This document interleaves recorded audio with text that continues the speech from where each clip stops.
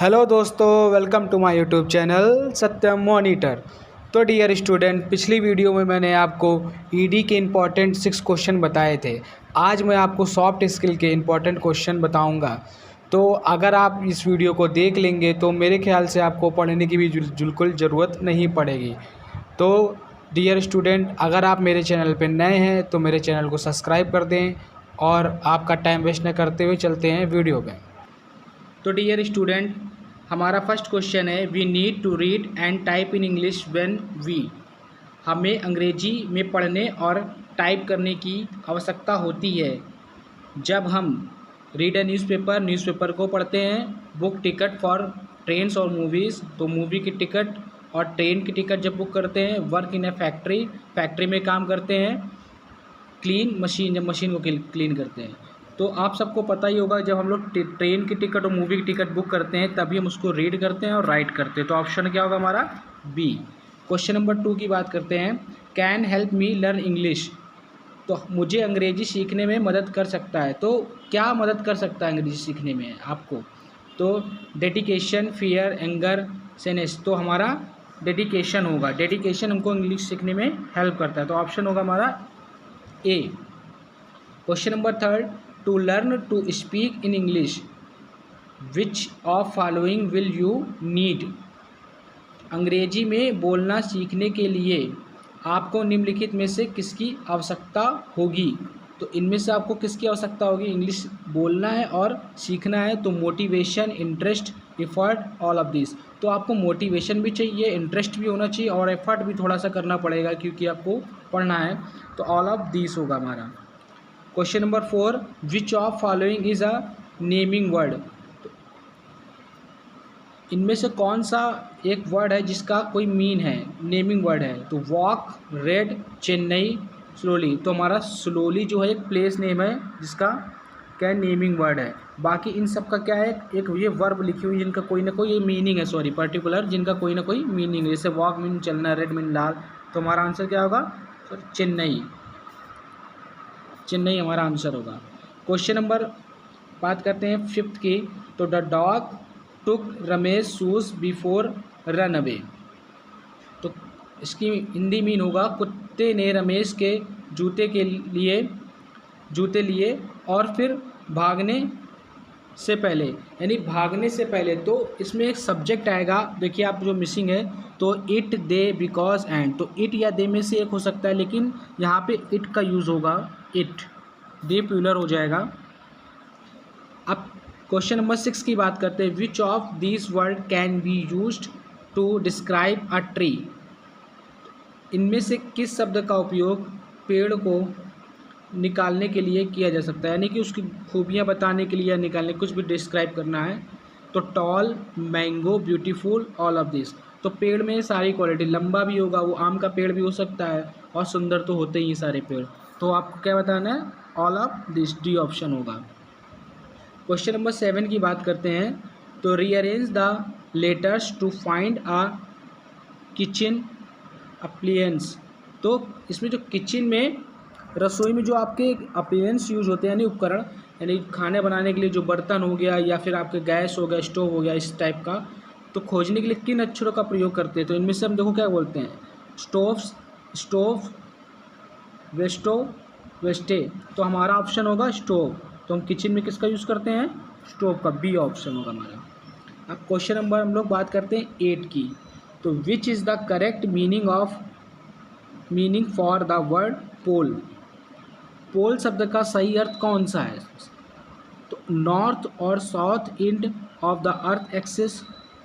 तो ये नॉर्थ और साउथ का एक्सेस जो है वो नॉर्थ का और साउथ का जो एक्सेस है, एंड है, अर्थ का एंड है। अ लॉन्ग मेटल और पीस ऑफ वुड, लकड़ी का लंबा अ लॉन्ग मेटल और पीस ऑफ वुड।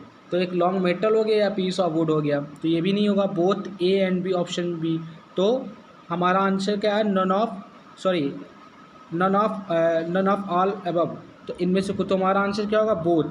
तो इन सब का मीन है, क्योंकि जो नॉर्थ और साउथ एंड्स हैं ऑफ द अर्थ एक्सेस, तो अर्थ के एक्सेस क्या है? नॉर्थ और साउथ है, ये भी सही है। अ लॉन्ग मेटल और पीस ऑफ वुड, तो ये भी ऑप्शन सही है हमारा।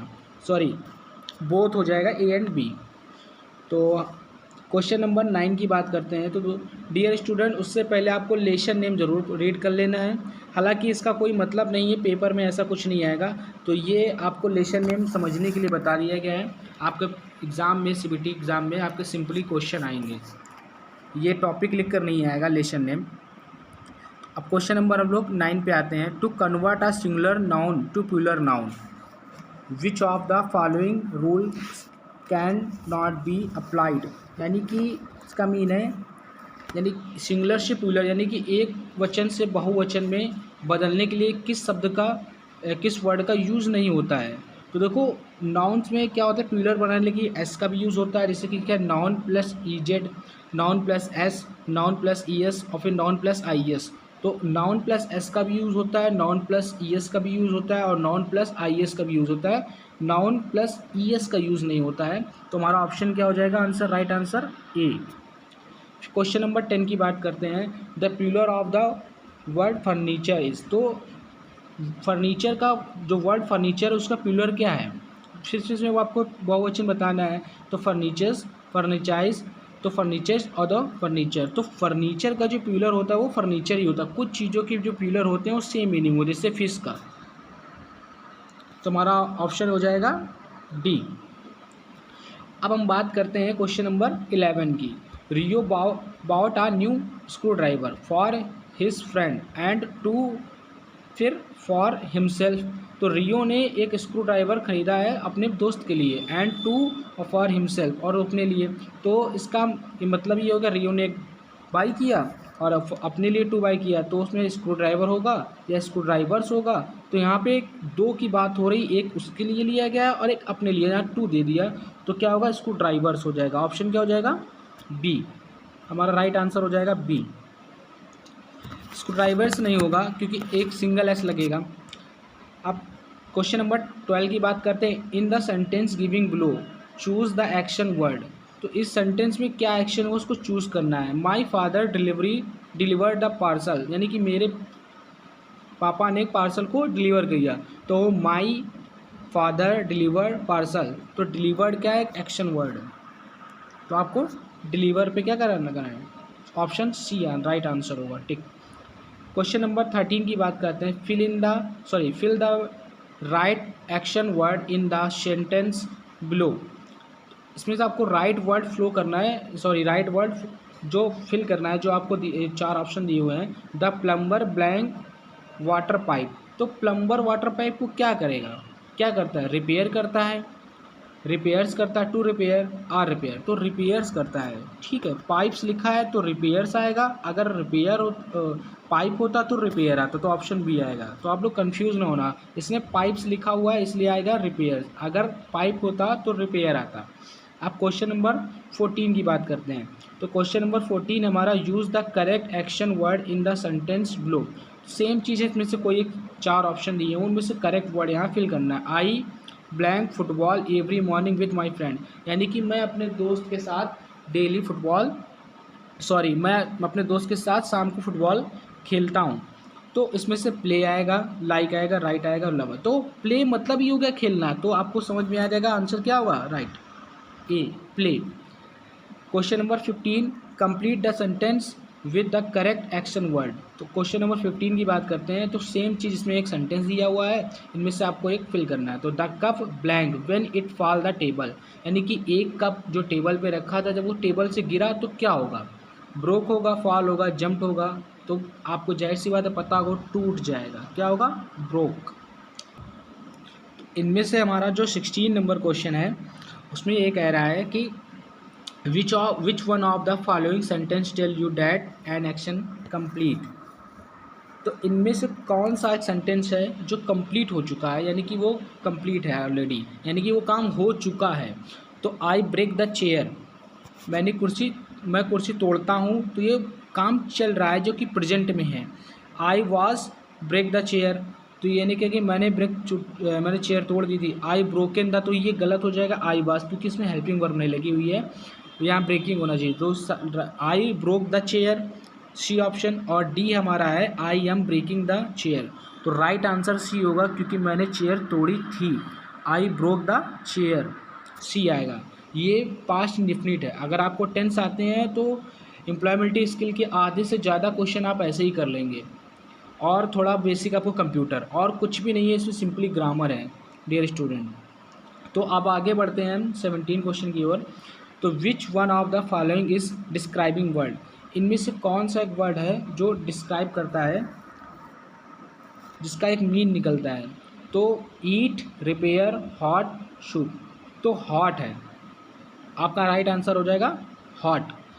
Question number 18, fill the blanks with the correct describing word. तो सेंटेंस दिया हुआ है आपका, this is a blank hammer. तो आपको यहाँ एक सेंटेंस फिल करना है, सॉरी एक वर्ड फिल करना है, करेक्ट वर्ड। तो दिस इज़ अ हैमर, या एक हैमर है, कैसा हैमर है, क्रॉस है, स्पीक है, पिन है, क्रॉस पिन है। तो ये क्रॉस पिन हैमर है। कौन सा है, क्रॉस पिन। क्वेश्चन नंबर 19 की बात करते हैं, fill in the blanks with the word that describe qualities. तो इनमें से जो क्वालिटीज़ डिफाइन करता है वो फिल करना। आई एम अ ब्लैंक पर्सन, तो क्या बोलते हैं, आई एम अ, जैसे कुछ बोलते तो तुम क्या हो, तो बताते आई am a doctor, I am engineer, तो उसी के बारे में बताना है। तो यहाँ बताना है कि क्या करते हो उसके बारे में। तो hard working, left, talk, jump. तो I am a hard worker person, sorry I am hard working person, मैं बहुत ही मेहनती व्यक्ति हूँ। तो क्वेश्चन नंबर 20 की बात करते हैं, the cycle wheel is blank in space. तो साइकिल की जो व्हील होता है उसमें स्पेस होता है, क्या होता है उसमें, लिखा हुआ the cycle wheel is blank in space. तो किसके बीच में स्पेस होता है, बॉक्स, चेन्नई, राउंड, ट्रिंगल। तो राउंड आपका आंसर क्या हुआ, round. Question number 21, fill in the blanks with the appropriate linked word you must sign out और sorry of your email account. Next close the browser and tab blank switch off your computer. उसका meaning है, अगर आपने अपने email account को login किया, log out किया, log out करने के बाद आपने ब्राउज़र टाइप को बंद कर दिया और कंप्यूटर को स्विच ऑफ कर दिया, तो क्या करते हैं, मतलब कब कंप्यूटर। तो इसमें आपको वर्ड एक बताना है जो यहाँ फिल होगा। तो फाइनली करते हैं, इन बिगनिंग, यानी फाइनली के लास्ट में करते हैं, इन बिगनिंग स्टार्टिंग में कंप्यूटर को बंद कर देते हैं, नेवर कभी नहीं, आफ्टर अ वाइल। तो फाइनली यानी कि लॉग आउट करने के बाद और ब्राउज़र से बाहर निकलने के बाद, सब कुछ करने के बाद, जब फाइनली हम क्या करते हैं, कंप्यूटर को स्विच ऑफ कर देते हैं। Question number 22, that was my pen where is. या मेरा पेन कहाँ है, या मेरा पेन है, जैसे किसी ने क्वेश्चन पूछा that was my pen where is, या मेरा पेन है कहाँ था अभी तक, तो इसमें आपको फिल करना है। तो यहाँ पेन के लिए जिसे हमारी जो चीज़ें थिंग्स होती हैं उनके लिए सब्जेक्ट यूज़ होता है इट का। तो पेन, इट, माई, पेन्स। तो आपका ऑप्शन क्या आएगा, इट, बी ऑप्शन। जैसे कि अभी ऊपर वाले क्वेश्चन में आपको यूज़ हुआ था डॉग और शूज़, तो वहाँ पे इट का यूज़ हुआ था शूज़ के लिए। क्वेश्चन नंबर 23 की बात करते हैं, इज डैट कृष्णास हेलमेट। क्या यह कृष्णा का हेलमेट है। तो उसमें ऑप्शन आपको बताने हैं, यस इट इज़ हिज, या हाँ या ही है, या उसी का है, is that is his, yes it is his. तो इसमें क्या है, जब भी कभी आपको क्वेश्चन या आंसर बताने हैं तो आपको, आपने वो पढ़ा हुआ है, सब्जेक्ट पढ़े हुए हैं, तो सब्जेक्ट में से ही, सी, इट, आई, वी, यू, दे, तो इन सब्जेक्ट में होता है सब्जेक्ट, ऑब्जेक्ट, और एक होता है ऑप्शन में पॉजिटिव केस। तो जब भी कभी किसी की बात होती है तो सब्जेक्ट से ऑब्जेक्ट और ऑब्जेक्ट से अगर पॉजिटिव केस में जाता है तो हमको या तो ऑब्जेक्ट देखना है या तो पॉजिटिव केस। तो इन कंडीशन में जब थर्ड पर्सन कोई कुछ बोलता है तो पॉजिटिव केस को लिया जाता है। तो ही सब्जेक्ट है, हिम क्या है, ऑब्जेक्ट है, और जो हीज है वो पॉजिटिव केस है। आपने अगर ग्रामर पढ़ी होगी तो आपको अच्छे से पता होगा। तो आपका राइट आंसर जो होगा वो सी होगा, it is C. Right answer आपका क्या होगा, सी। अब बात करते हैं 24 क्वेश्चन की। तो replace the underlined word with the correct pronouns from the giving option. तो इनमें से जो अंडरलाइन वर्ड है उनका करेक्ट ऑप्शन फिल करना है। आपको 4 ऑप्शन दिए, आई नो विराट कोहली, तो इसका मीन क्या हो जाएगा, मैं विराट कोहली को जानता हूँ। I know he, her, his, him, तो इसमें देखो मैंने क्या आ जाएगा आई नो, अब क्या आ जाएगा 2% के बीच में अगर बात होगी तो हिम आता है, और 3% के बीच में बात होगी तो हर आता है, सॉरी हिज आता है। तो आपका ऑब्जेक्ट आएगा, क्या आएगा, हिम कर लेंगे। अब बढ़ते हैं 25 क्वेश्चन की ओर। When is capital letter use, तो कैपिटल लेटर का यूज़ कब करते हैं, beginning of a sentence, sentence के बिगिनिंग में, नेम ऑफ पर्सन, पर्सन के मतलब कि कोई पर्सन होता है उसमें फर्स्ट नेम, और नेम्स ऑफ प्लेसेस, प्लेसेस में। तो all of these, all the above, sorry all the above हो सकता क्योंकि इन सारे में यूज़ करते हैं जितने ऑप्शन दिए। तो ऑप्शन का राइट आंसर होगा डी। अब क्वेश्चन नंबर 26 की बात करते हैं। Which punctuation mark should be used in the following sentence, इनमें से जो सेंटेंस नीचे दिया गया है उनमें से कौन सा पंचुएशन यूज होता है। तो हमें सेंटेंस रीड करना है क्वेश्चन नंबर 26 में।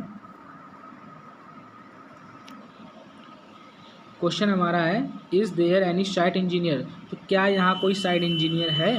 तो क्वेश्चन मार्क आएगा, आपको बताना है सेंटेंस को देखकर, क्वेश्चन मार्क आएगा, कॉमा आएगा, फुल स्टॉप आएगा, एक्सक्लेमेटरी आएगा। तो जब भी कभी हेल्पिंग वर्ब आपको सबसे स्टार्टिंग में दी हो, या फिर आपका क्वेश्चन वर्ड स्टार्टिंग में दो, जैसे वाट हो गया, वेयर हो गया, व्हेन हो गया, तो लास्ट में क्वेश्चन मार्क आएगा। तो आपका राइट आंसर होगा ए।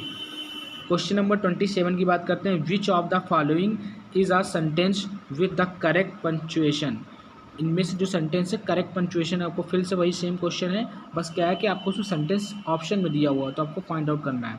तो the box in is full of nuts, bolts and screwdriver and nails. Question number second है, सॉरी ऑप्शन नंबर सेकंड है, the box is full of nuts, bolt and screws and nails. फिर देखो यहाँ पे option B में और ए में different क्या है कि यहाँ पे एस लगा हुआ है बोल्ट्स, और इसमें बोल्ट लिखा हुआ है, इसमें अलग लिखा हुआ है। फिर लास्ट में है option number C, sorry option number C last में डी है। तो the box is full of nuts, तो आपका आंसर राइट क्या होगा, ए होगा। बढ़ते हैं 28 क्वेश्चन की ओर। State the kind of sentence, 28 question पे। तो इसमें जो सेंटेंस दिया हुआ है आपको नीचे, keep the tools in good condition, तो इसको आपको क्या बताना है, इसको करेक्ट बताना है।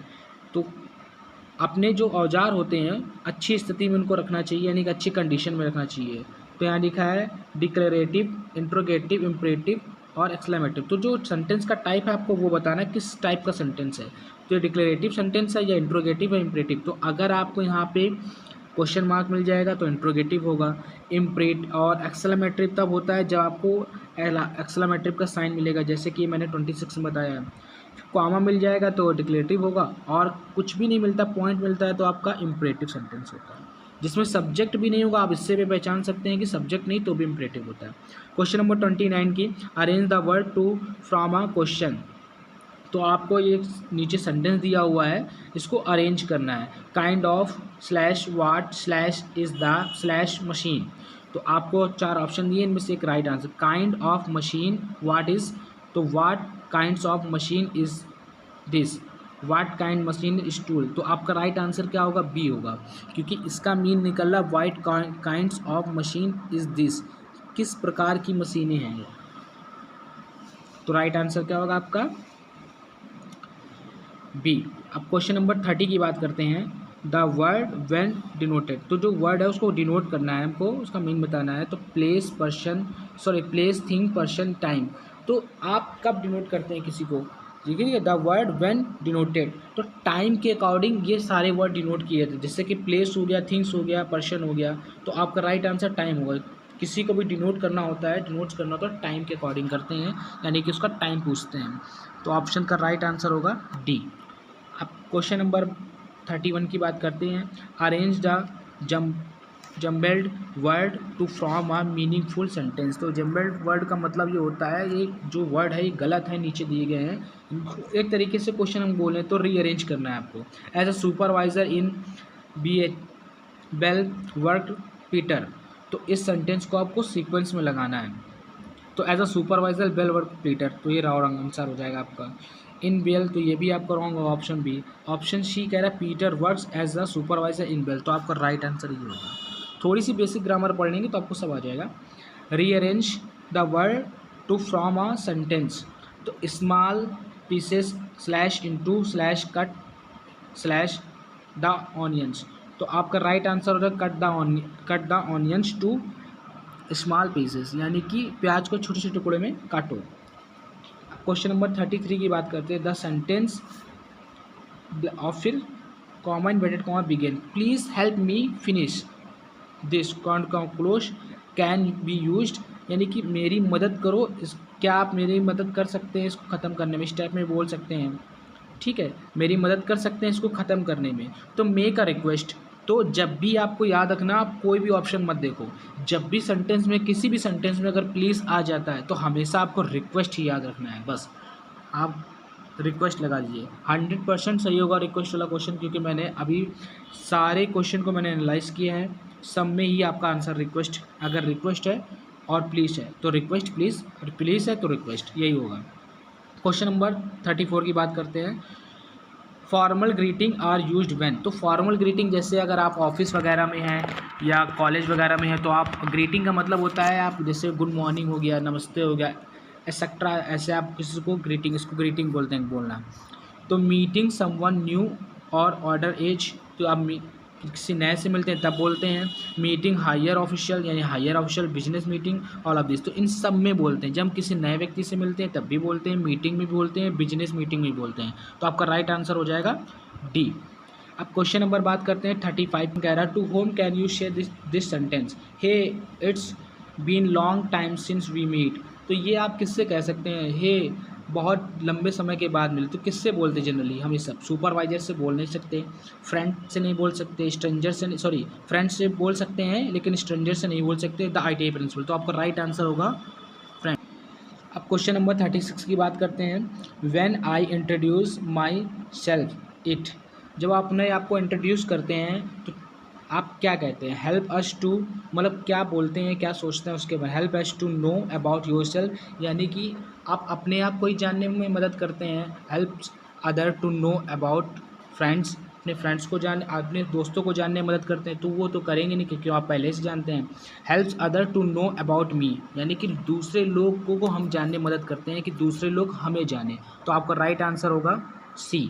क्वेश्चन नंबर 37 की बात करते हैं। Which of the following expression can be use to make request, यानी कि इनमें से कौन से वर्ड है जिनमें या एक्सप्रेशन है जो आप अपने, सॉरी क्वेश्चन नंबर कहाँ गया, हाँ क्वेश्चन नंबर 37 की बात करते हैं। Which of the following expression can be use to make a request, तो हम इनमें से कौन से वर्ड का यूज़ करते हैं रिक्वेस्ट करने के लिए, तो मैंने आपको ऊपर ही बताया कि अगर कभी रिक्वेस्ट है तो प्लीज़, और प्लीज़ है तो रिक्वेस्ट, तो आंख बंद करके आप प्लीज़ पे टिक कर दो, हमेशा राइट आंसर होगा। क्वेश्चन नंबर 38 की बात करते हैं। The phrases could you please tell me about it is use,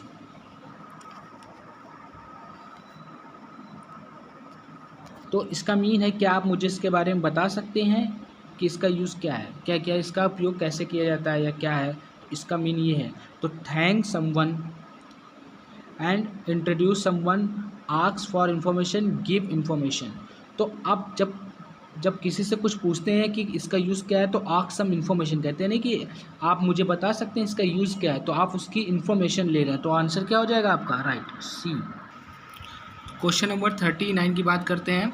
what will the response to this question be, how was class today, तो जो क्वेश्चन किया गया है हाउ वाज क्लास टुडे, तो इसका रिस्पॉन्स बताना है, तो आज आपकी क्लास कैसी थी, तो आपको आपके जो क्वेश्चन है उसके आंसर हैं। It was fine, we learn many new things, आज हमने क्लास में अच्छा लगा और कुछ नया सीखा। OISC, मैंने देखा। इट्स ओके, थैंक यू, तो आपका राइट आंसर होगा ए, क्योंकि आप क्लास में कुछ ना कुछ नया सीखते रहते हैं, इसलिए आपका क्या हुआ ये आंसर। क्वेश्चन नंबर 40 की बात करते हैं। तो what is the correct question to ask get this response, same ही क्वेश्चन है ऊपर वाले तरीके, बस में एक क्वेश्चन किया गया है जिसका आपका करेक्ट रिस्पॉन्स बताना है। तो it is 2 kilometre from the railway station, यदि 2 किलोमीटर रेलवे, यहाँ से 2 किलोमीटर रेलवे स्टेशन है तो वेयर इज़ रेलवे स्टेशन, ये क्वेश्चन करना चाहिए, तो उसका आंसर ये होगा। तो ये आपका वेयर इज़ रेलवे स्टेशन, तो ये नहीं होगा। How far is the railway, sorry how far is the ITI from the railway station, तो आपका ये क्वेश्चन हो सकता है क्योंकि एक डिस्टेंस से दूसरे डिस्टेंस के बीच में आपको पूछा जाएगा, आप ये याद रखिएगा। तो आपका राइट आंसर क्या होगा? बी। मैं सारे ऑप्शन को रीड नहीं करूँगा मैं, इसलिए क्योंकि वीडियो बहुत लंबा हो जाएगा डियर स्टूडेंट, इसलिए मैं आपको राइट जो होगा वो मैं बता दूँगा। तो क्वेश्चन नंबर 41 की बात करता हूँ। When someone says thank you we should reply and say, यानी जब कोई हमें थैंक यू बोलता है तो मुझे क्या कहना चाहिए, हमें क्या कहना चाहिए? तो हमें रिप्लाई में क्या बोलना चाहिए? Thank you, you are welcome, bye bye, how are you. तो आपको पता ही हो क्या बोलते हैं हम लोग? You are welcome. 42 की बात करते हैं। Which of these phrases will use to give an opinion. तो इनमें से कौन सा वर्ड है जिनमें आप अपनी राय देने के लिए यूज़ करेंगे, यानी ओपिनियन। इट इज़ अबाउट, इसके बारे में। Can you tell me, I think. जब भी कभी हम ओपिनियन देते हैं तो पहले सोचते हैं आई थिंक मेरे हिसाब से ये होना चाहिए, ऐसा कुछ बोलते हैं। तो आपसे आपका राइट आंसर होगा ऑप्शन डी। क्वेश्चन नंबर 43 की बात करते हैं। तो 43 में है which of these is a from of non verbal communication. तो नॉन वर्बल कम्युनिकेशन क्या होता है? इनमें से आपका जो 4 ऑप्शन दिए हैं, तो नॉन वर्बल का मतलब बिना बात किए। तो बिना बात किए आप बात कैसे कर सकते हैं? जैसे फेशियल एक्सप्रेशन होता है, जैसे आंखें किसी ने दिखा दी, इसका मतलब वो गुस्सा कर रहा है, इस टाइप का। तो जिसमें टॉकिंग लिखा है वो आंसर आपके नहीं होंगे। सबसे इसका अच्छा शॉर्ट का तरीका ये है। तो टॉकिंग, तो आपका ये आंसर नहीं होगा। यहाँ फेशियल आ गया तो ये आपका राइट आंसर है। बाकी 3 में टॉकिंग दिया हुआ, तो आपका राइट आंसर होगा बी। तो क्वेश्चन नंबर 44 की बात करते हैं। इवन विदाउट स्पीकिंग पीपुल में understand your feeling through your. तो बिना बातचीत किए, यानी बिना बोले आपकी लोग फीलिंग समझ लेते हैं और आप क्या चाहते हैं इसके बारे में। तो आपका फेशियल एक्सप्रेशन होता है, body language, gesture, all the above. तो सारे होते हैं। फेशियल एक्सप्रेशन चेहरे से भी लोग पहचान लेते हैं, बॉडी लैंग्वेज से भी, और गेस्चर का मतलब होता है हाव जो होते हैं। तो आपका आंसर राइट आंसर होगा डी। क्वेश्चन नंबर 45 की बात करते हैं। तो which expressions will you choose the address your boss in email. तो आप अपने बॉस को संबोधित करने के लिए कौन से अभाव चुनते हैं एक्सप्रेशन का? तो हाय, यानी कि अभाव का मतलब हो गया अगर आपने अपने बॉस से बातचीत करनी है, एड्रेस करना हो, तो क्या यूज़ करेंगे इनमें से word? Hey McMan, dear McMan, dear sir ना। तो आप अपने बॉस से जब भी बात करेंगे तो डियर सर करके बात करेंगे। तो आपका राइट आंसर होगा सी। क्वेश्चन नंबर 46 की बात करते हैं। तो डियर स्टूडेंट, आपको जो लेसन नेम दिए आप इसको पढ़ सकते हैं। ये टॉपिक दे दिया गया है कि इस टॉपिक से आपके इतने क्वेश्चन आएंगे। जैसे कि यहाँ लिखा है speak share information about work place. ये वर्क प्लेस के बारे में आपके 3 क्वेश्चन हैं, तो इसको आप रीड कर भी सकते हैं, मे भी रीड ना करें तो कोई दिक्कत भी नहीं है, मैं आपको तो समझा ही रहा हूँ। तो 46 की बात करते हैं। I join metal parts together I am I.